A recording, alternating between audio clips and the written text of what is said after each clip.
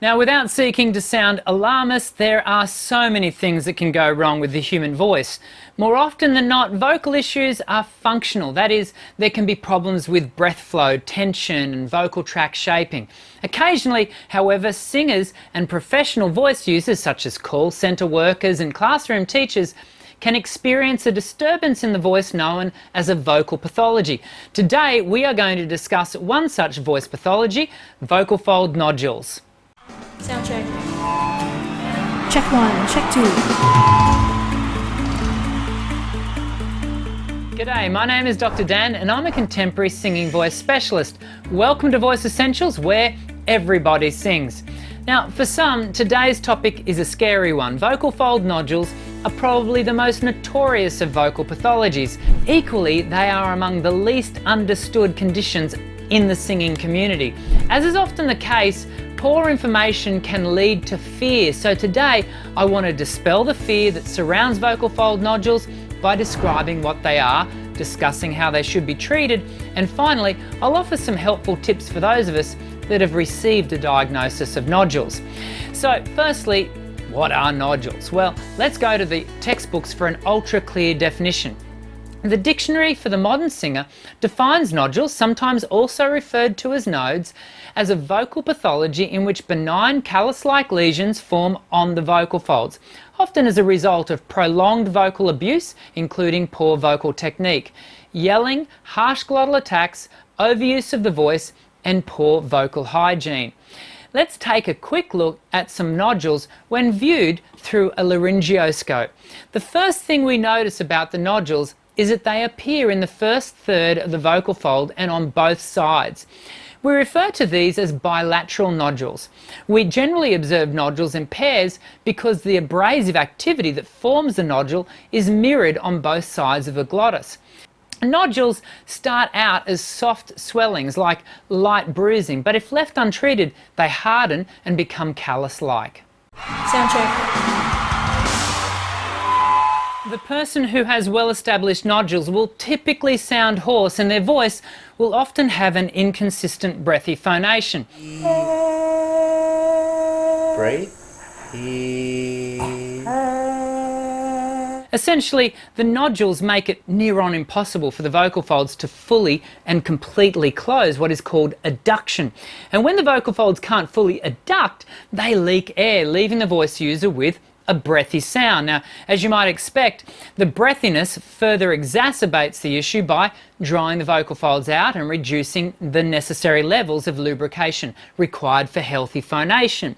This in turn can lead to a heightening of PTP, the phonation threshold pressure, the air pressure needed to drive the vocal folds' oscillatory patterns. It just becomes one big negative feedback loop, and that loop might look something like this. The singer starts off with improper heavy voicing, and that in turn then leads to responsive vocal fold swelling, which in turn leads to increased breathy phonation, and that then leads on to a heightened phonation threshold pressure, which just brings us full circle back around to improper heavy voicing. If the singer, or any other voice user for that matter, stays on that merry-go-round too long, the voice can sustain permanent injury, including vocal fold scarring. But there is good news. Vocal fold nodules, with the help of proper therapeutic intervention, can be treated and remedied, returning the singer to the full use of their voice. Sound check. Make no mistake, if the singer does not alter their vocal habits, including technique and hygiene, even nodules removed surgically have a high probability of returning because the systemic issues that cause the nodules in the first place have almost certainly not been addressed. So if you suspect you are suffering from nodules, then I highly recommend that you visit a laryngologist to have your voice assessed. It's important to note that other voice pathologies, such as vocal fold cysts, can exhibit similar symptoms to those of nodules. The only voice care professional that can diagnose your voice complaint is the laryngologist, sometimes called an ears, nose and throat doctor or otolaryngologist. Once you have a diagnosis of nodules, it's important not to panic. allow me to dispel an age-old myth. Nodules do not signal the end of your singing career, not by a long shot. Yes, you are going to need to take a short time to rest the voice, adjust your technique, and rebuild your vocal stamina. This short journey of 3 to 6 months is best made with a speech therapist and singing voice specialist working in team together. The speechy addresses the spoken function, while the singing voice specialist, someone like myself, will treat the singing function of the voice. Let me be very clear.